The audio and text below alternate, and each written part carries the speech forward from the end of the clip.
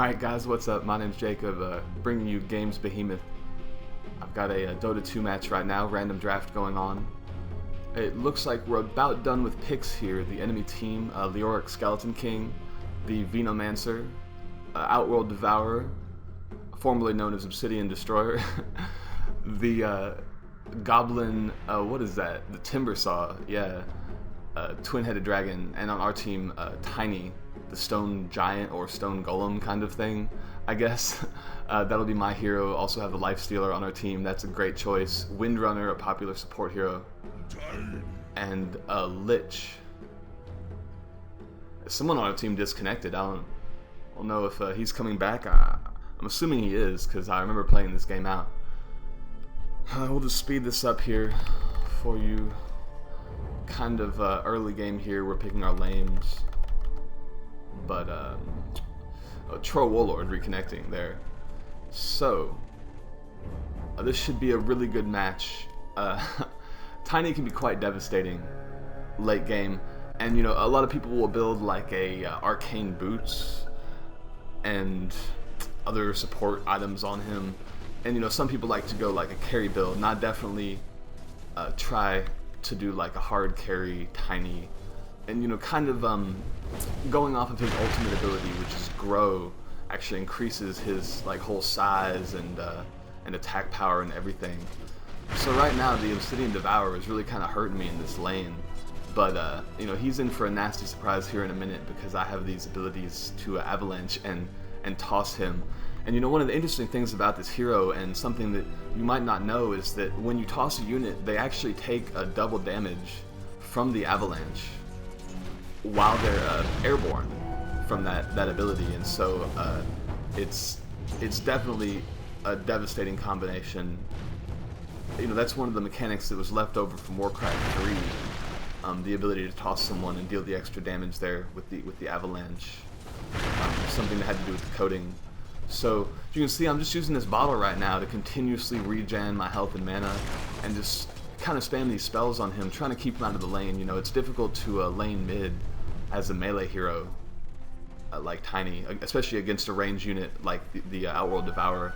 But here you see bottling this invisibility rune here, and activating that allowed me to come out on these unsuspecting heroes, kind of speed that up, and actually got a double kill on those. So a successful gank using the bottle right now, and still just kind of throwing units at that Outworld Devourer. I'm trying to keep him in check, but he's not got a lot of damage right now. I gotta run back to the fountain. Let's go heal. Top lane, they're all back. It looks like I'm gonna want to TP bottom and come in and try to gank these heroes down here. The Troll Warlord and Lich. Kind of using these abilities. Need to pop that bottle to regenerate mana. I'm gonna try to go around the back here real quick of these enemy heroes.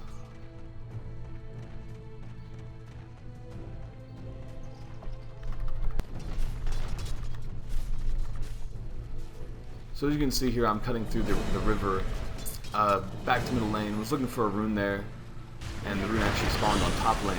So just ran right up on that twin-headed dragon there and got a kill on him with the avalanche ability. And you know, the ice path that Twin-Headed Dragon, the one that he cast right just then, very great area effect, stuns the enemy heroes for about 2 seconds. It's a really critical team fight skill. If you can see that combo there, tossing the unit and using avalanche on it, really just taking all of his hit points away, combined with the 138 damage from my regular attack. And actually going to be able to bottle this double damage rune here. Tiny with the double damage, the force to be reckoned with. I guess what I'm wanting this Nyx on my team to do, tossing him in there to get that kill. I really should be slowing down for these kills, just to let you get an up-close view of those things. But maybe I'll thread in some some close-up shots of a few of these plays, so that you see the what went on right now, and get some kill shots for you. Because I know everyone loves a kill shot, everyone loves a close-up shot of a good-looking ability, and Dota 2 definitely brings us some good-looking shots. I killed that hero too. Like, every time I speed up, someone dies.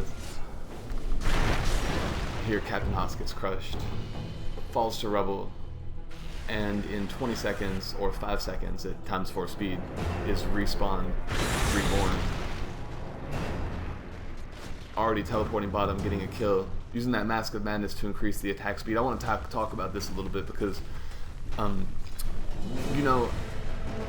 sure that any gamer is probably familiar with the concept of diminishing returns.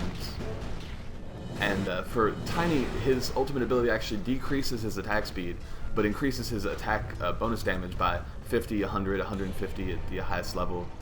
And so using the Mask of Madness to overcome that, it gives you plus 100 attack speed, but attack speed is something that kind of gives you a diminishing turn as well. So you see these power treads also increase plus 30 attack speed, kind of negates the negative buff side of the ult, the slowing, and then having this Mask of Madness lets you dish out some serious damage because of that when you activate it. So that's how I've been getting a lot of my kills.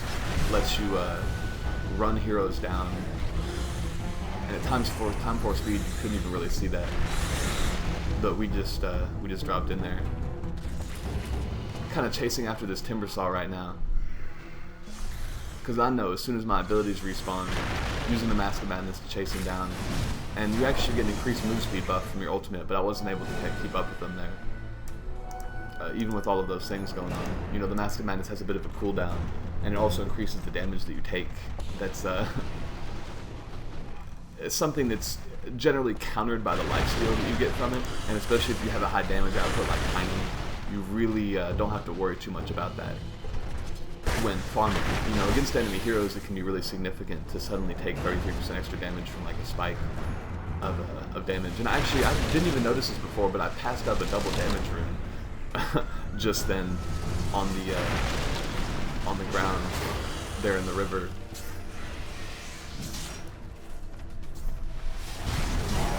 So kind of getting cut up by the enemy here with the twin-headed dragon and the Leoric just dominating us with all kinds of direct damage abilities and AoEs out of the game for 60 seconds. So we use this little fast and just respawn.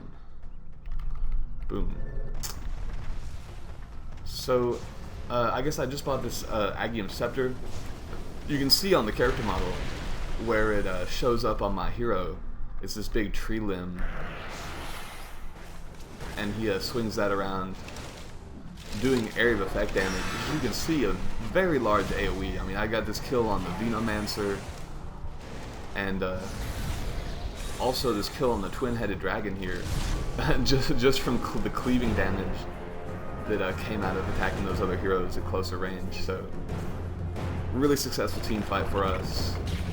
And looks like Leoric actually taking me down with his Death Bolt or whatever it is, a Hellfire blast ability.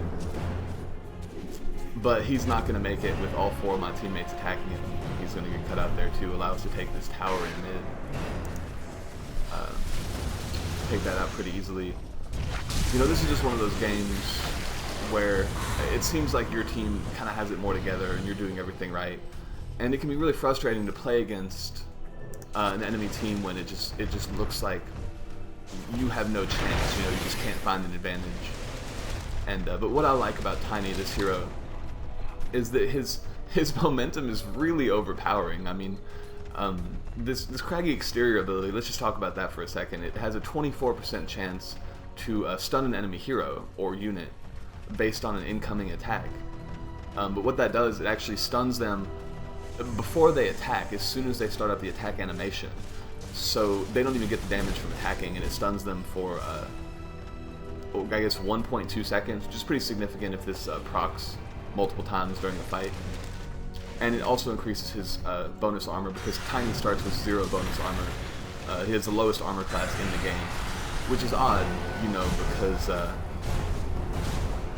I mean, you'd think that a big stone giant would have high armor class, but I guess when he starts out, he's just a little rock or whatever, and he he doesn't have as much armor.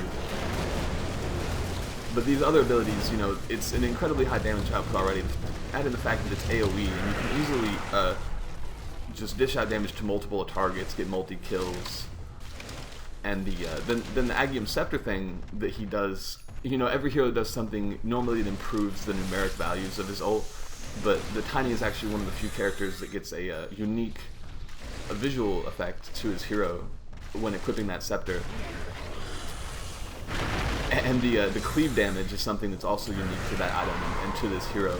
You can get a cleaving attack from a Battle Fury item, but it's actually not as powerful as the scepter version. It doesn't have as much of a radius splash damage, and I don't think it's 50% damage, which is good, but it doesn't tell you that the area of effect, how big that is. I think it's something like a 900 or like an 850 range. And so as you can see, it's just totally devastating the enemy team with just two simple items, the Mask of Madness and the Agium Scepter. Normally you would get a BKB in there as well if you really wanted to be able to penetrate the enemy's defenses and keep them from disabling and stunning you. So I hope you like this video. I'll try to bring you some more really good replays to highlight some of the important aspects of popular heroes. If you all have any requests, you know, feel free to leave a comment, and I will definitely get around to any of that, because you know we're doing this Heroes series for Dota, and there's quite a few heroes in the game right now, and so we're not going to have time to get to all the heroes at first. But hopefully, if there are any requests, we'll be able to keep up with those. So thanks for watching, and please like and subscribe to GameBehemoth.